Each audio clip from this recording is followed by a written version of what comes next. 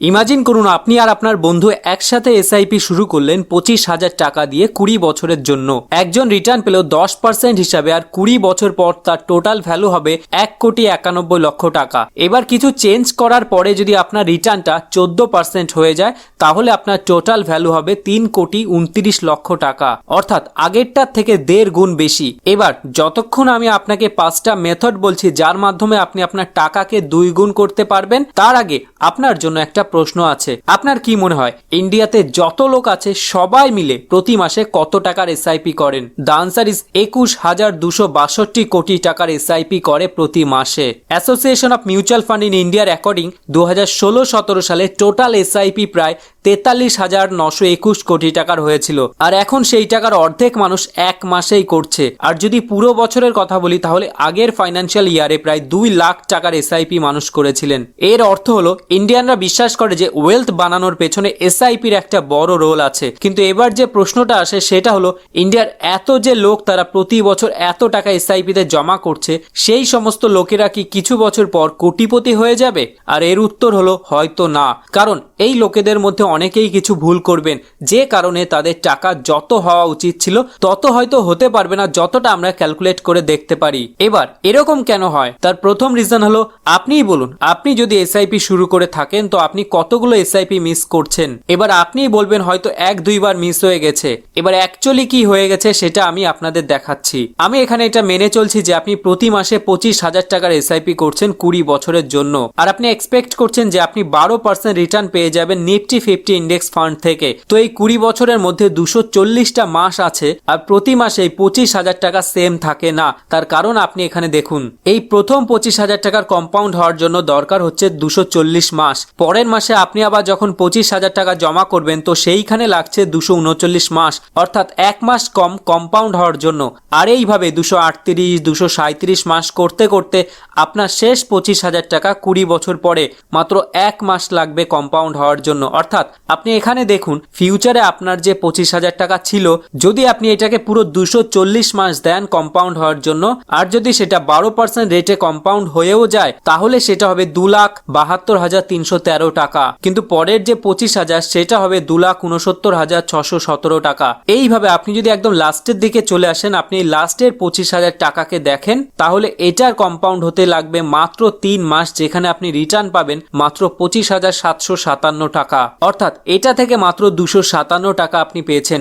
আপনি যে একটা বা দুটো এসআইপি মিস করেছেন শুরুর দিকগুলোতে, সেগুলোতেই আপনি 2 থেকে 2.5 লাখ টাকা মিস করেছেন, যার মানে হচ্ছে 0। যে কারণে আপনার যে টোটাল ওয়েলথ আপনি এক্সপেক্ট করছেন সেটা আস্তে আস্তে কমে যাচ্ছে। আর এই ভুলটা যে কারণে হয় সেটা হচ্ছে আপনি যে এসআইপি ডেটটা রেখেছেন সেটা আপনার স্যালারির ক্রেডিট হওয়ার ডেট থেকে দূরে রেখেছেন, যে কারণে আপনি টাকা প্রথমেই খরচ করে ফেলছেন, আর কোনো না কোনো কারণে এসআইপি আপনার মিস হয়েই যাচ্ছে। তো আপনি যদি এই চেঞ্জ বা মডিফিকেশন না করেন তাহলে আপনার এই অ্যামাউন্টটা সেটা আস্তে আস্তে কমতে থাকবে। আর আপনি অবশেষে বলবেন, আরে 20 বছর আগে আমি যে ভিডিওটা দেখেছিলাম ততটা রিটার্ন তো পেলাম না। এর সলিউশন হলো আপনার স্যালারি যেই ডেটে ঢুকছে তার 1 দিন বা 2 দিন পর আপনার এসআইপি ডেট সেট করুন, যাতে আপনি সেই টাকাটা খরচ করার আগেই অটোমেটিক্যালি এসআইপির জন্য কেটে যায়। আর দ্বিতীয় পয়েন্ট হলো আপনার প্ল্যান কোনটা। এবার হয়তো আপনি বলবেন নিফটি 50 ইন্ডেক্স ফান্ড বা মিউচুয়াল ফান্ডে ইনভেস্ট করার কথা, কিন্তু প্ল্যান কোনটা? ডাইরেক্ট প্ল্যান নাকি রেগুলার প্ল্যান? দেখুন, ডাইরেক্ট আর রেগুলার প্ল্যানের মধ্যে যে তফাৎটা আছে সেটা হলো কমিশনের। অর্থাৎ আপনি যত টাকা ইনভেস্ট করছেন, ধরুন 25,000 টাকা, তাহলে তার মধ্যে থেকে কিছু পোর্শন আপনার যে মিডিয়েটর আছে, যে আপনাকে প্ল্যানটা দিয়েছে, সে কিছু টাকা কেটে নেবে প্রতি মাসে, যেই কারণে আপনার যে অ্যাকচুয়াল টাকা যেটা আপনি এসআইপি তে ইনভেস্ট করছেন সেটা ধীরে ধীরে কম হচ্ছে। এখানের রিপোর্টটা দেখুন, এই লিঙ্কডইন পোস্টে একজন বলছেন ডিস্ট্রিবিউটরদের CAGR অ্যানুয়ালি 30% হিসেবে গ্রো হচ্ছে, অর্থাৎ এত লোক এখনো রেগুলার প্ল্যানে ইনভেস্ট করছেন। ডাইরেক্ট প্ল্যানে যে কমিশন আপনি দিচ্ছেন তার টোটাল পার্সেন্টেজ কমে যায়। এবার এই জিনিসটা আমি আপনাদের ক্যালকুলেট করে দেখাচ্ছি। আপনি এখানে দেখুন, এটা একটা ক্যালকুলেটর। ধরুন আপনি যে ইনভেস্ট করছেন সেটা 25,000 টাকা, আর 12% রেট হিসাবে রিটার্নও পাচ্ছেন। আর আমি কোনো একটা নিফটি 50 ফান্ড নিয়ে নিচ্ছি, আর এখানে এটা বলছে যে এক্সপেন্স রেশিও যেটা আছে সেটা ডাইরেক্ট প্ল্যানে 0.10%, আর যদি আমরা রেগুলার প্ল্যানে সেট করি তাহলে এর এক্সপেন্স রেশিও হচ্ছে 6.60%, অর্থাৎ আগেরটার থেকে 6 গুণ বেশি। আর গত 10 বছরে আমরা যত টাকা ইনভেস্ট করেছি তাতে আমাদের যে অ্যামাউন্টটা পাওয়া উচিত ছিল তার থেকে প্রায় আমাদের 3 থেকে 4 হাজার টাকা কম আসছে। যখন কি এই ফান্ডে যদি আমরা একটা ডাইরেক্ট প্ল্যান নিতাম তাহলে মাত্র 469 টাকা কম পেতাম। আর এই ছোট্ট একটা ইনফরমেশনের দ্বারা আমাদের টোটাল প্রফিট 2425 টাকা বেশি হবে প্রতিটা এসআইপি 10 বছরের পিরিয়ডে। আর এরকম কত 25,000 টাকা আমরা ইনভেস্ট করেছি প্রতি মাসে। যদি এই 25,000 টাকা 10 বছর পর্যন্ত থাকে তাহলে আমাদের অলমোস্ট 2,500 টাকা কম লাভ হতো। আর এর জন্য আমরা যখন কোন একটা প্ল্যান সেট করব সেটা অবশ্যই দেখব যে ডাইরেক্ট নাকি রেগুলার প্ল্যান। থার্ড পয়েন্ট, যার জন্য আমরা যত টাকা এক্সপেক্ট করি তত টাকা পাই না, তো এটা লুকিয়ে আছে এখানে। দ্য ইকোনমিক টাইমসের ডেটা হিসাবে বেশিরভাগ যে মিউচুয়াল ফান্ড আছে সেগুলো প্রথম বছরে রিডিম হয়ে যায়, অর্থাৎ অর্ধেক যে অ্যামাউন্ট মিউচুয়াল ফান্ডে ইনভেস্ট করা হচ্ছে সেটা ওই বছরেই বের করে নেওয়া হয়। আর এটা হওয়ার কারণ হচ্ছে আমরা ডিসিপ্লিনড না। 20 বছর পর্যন্ত ক্যালকুলেটরে হিসাব করা আর অ্যাকচুয়ালি 20 বছর ধরে ইনভেস্ট করার মধ্যে আকাশ পাতালের পার্থক্য আছে। এবার এই কনসেপ্টটাকে ভালো করে বোঝার জন্য আমরা আবার এই ডেটায় ফিরে আসব। এই 25,000 টাকাকে আমরা যদি 240 মাসের জন্য রেখে দিই কম্পাউন্ড হওয়ার জন্য, তাহলে এই 25,000 টাকা কম্পাউন্ড হওয়ার পর 2,72,313 টাকায় পৌঁছে যাবে। কিন্তু আমরা কি করব? আমরা এটাকে 1.5 বছর পরেই বের করে নেব। এটা তো ডেটাই বলছে 1.5 বছর পরে এই অ্যামাউন্টটা মাত্র 29,000 টাকা হতো, যেটা দেখে আপনাদের মনে হতো মাত্র 4,000 টাকা বেড়েছে। তেমন তো কিছুই বাড়েনি, আর এরপরেই আমরা ছেড়ে দিতাম। কিন্তু এই যে 25,000 টাকা আমরা এসআইপি করেছিলাম এটা পড়ে গিয়ে 2,72,000 টাকা হতে চলেছিল।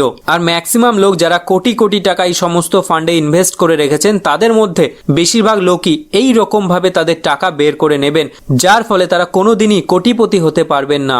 নেক্সট পয়েন্ট বলে যে যদি আমাদের একটু বেশি রিটার্ন পেতে হয় তাহলে মার্কেট যখন ডিপ করবে তখন আমাদের এসআইপির 2 থেকে 2.5 বছরের যে অ্যামাউন্ট সেটা সেই সময় ইনভেস্ট করে দেওয়া উচিত। স্পেশালি যদি সেটা ইন্ডেক্স ফান্ড হয় যেমন নিফটি 50 এবং নিফটি নেক্সট 50 বা এইরকম অনেক কিছু। তো এভাবেই যদি এই 20 বছরের মধ্যে আমরা 2 থেকে 3টে অপরচুনিটি পেয়ে থাকি আর আমাদের যে টোটাল পার্সেন্টেজ আছে সেটা ইনক্রিজ হয়ে যাবে। এবার সেটা কতটা ইনক্রিজ হবে সেটা আমরা জানতে পারি না। এটা কেন হয়? তার কারণ হলো এই যে ডিপ আসছে সেটা হয়তো আমাদের এসআইপি শেষের দিকেও আসতে পারে। আর আপনারা হয়তো জানেন যদি শেষের দিকে ডিপ আসে তাহলে তার থেকে তেমন কোনো পরিবর্তন হবে না। এই যে 25 লাখ টাকা আমরা ইনভেস্ট করলাম সেটা মাত্র 26 লাখ টাকায় পরিবর্তন হবে, অর্থাৎ মাত্র 1 লাখ টাকার ফায়দা। কিন্তু যদি আপনি একটু বোঝেন আর আপনার কাছে কিছু এক্সট্রা ক্যাশ থাকে আর যদি আপনার ভাগ্য ভালো হয় শুরুর দিকে, তাহলে আপনি আপনার টোটাল রিটার্নটাকে ইনক্রিজ করতে পারবেন যদি ডিপটাকে বুঝতে পারেন। এবার ডিপকে কিভাবে চিনবেন তার জন্য বাফেট ইন্ডিকেটর আছে। কিছু সময় আমাদের কাছে অনেক ডেটা থাকে যার মাধ্যমে আমরা বুঝতে পারি মার্কেট আন্ডার ভ্যালুড।